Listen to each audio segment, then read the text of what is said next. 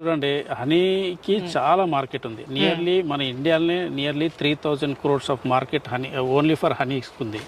ఒక బాక్స్ నుంచి సరాసరి ఎంత తేనె తీసుకోవచ్చు? అంటే ఇప్పుడు సపోజ్ మనం మెలిఫేర్ అని తీసుకున్నామంటే మనము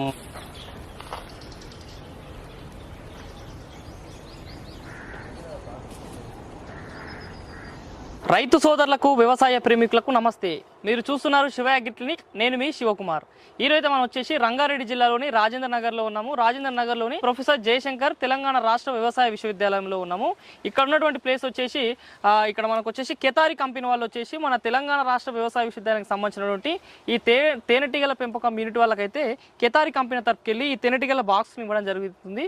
అయితే చాలామంది ప్రస్తుతం చూసుకుంటే మన రెండు తెలుగు రాష్ట్రాల్లో రైతులు అదేవిధంగా నిరుద్యోగ యువతకైతే తెలంగాణ రాష్ట్ర వ్యవసాయ విశ్వవిద్యాలయం తరపున ఈ తేనెటీగల పెంపకం పైన అవగాహన జరిపించడం జరుగుతుంది. ఈ అవగాహనలో భాగంగా తేనెటీగల బాక్సుల యొక్క ధరలు, అదేవిధంగా దీన్ని ఏ విధంగా కొత్త